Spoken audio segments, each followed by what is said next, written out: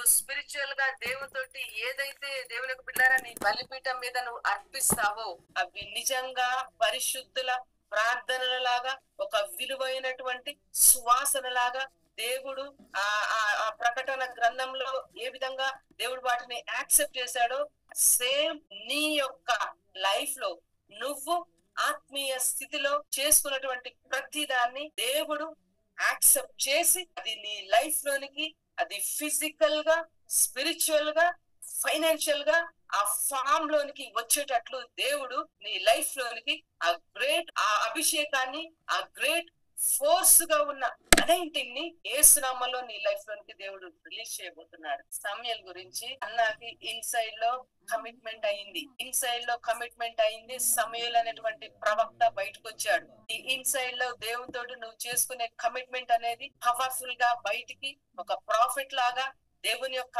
శక్తి నీ లైఫ్ లోకి super natural లో అపియర్ కాబోతుంది. అది నీ హీలింగ్ మిరకిల్ ఇంకే ప్రాబ్లం ఇంకే ప్లేస్ లో ప్రాబ్లం అయినా పవర్ఫుల్ గా నువ్వు అనుకున్న స్టైల్లో కాకుండా దేవుని యొక్క స్టైల్లో పవర్ఫుల్ గా నీ లైఫ్ లోనికి గ్రేట్ శామ్యుయల్ నీ లైఫ్ లోనికి అపియర్ కాబోతున్నాడు. యేసు నామములో నేను విడుదల చేస్తున్నా.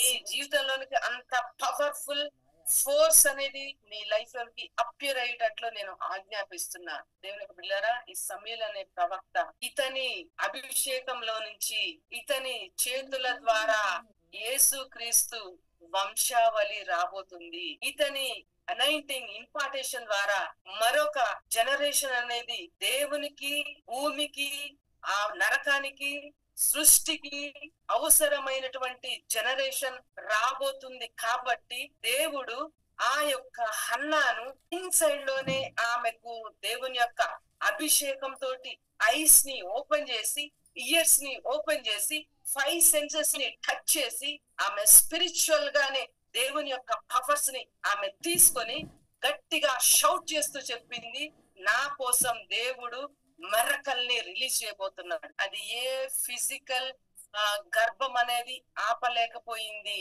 ఎందుకంటే ఆమె స్పిరిచువల్ గా ఆ టైంలో దేవుని యొక్క మాటతోటి గర్భం దాల్చింది.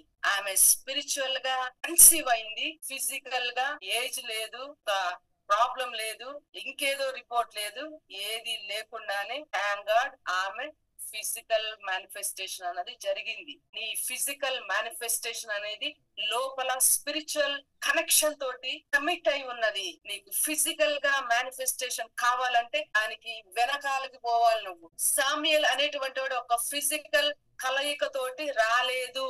శామ్యుయల్ అనేటువంటి వాడు వారి ఇద్దరి కలయిక తోటి మాత్రమే రాలేదు.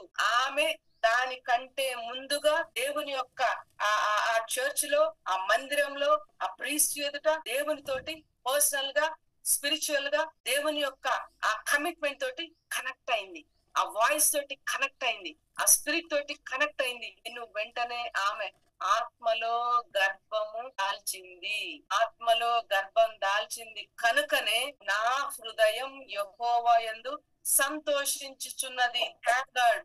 ఎందుకంటే ఆమె లోపల గర్భము ధరించిన సంగతి ఆమె యొక్క స్పిరిట్ కి అర్థమవుడే కాదు గాని ఆమె యొక్క ఫిజికల్ సెన్సెస్ కూడా క్లియర్ గా షౌట్ చేయకుండా ఆగలేకపోయింది.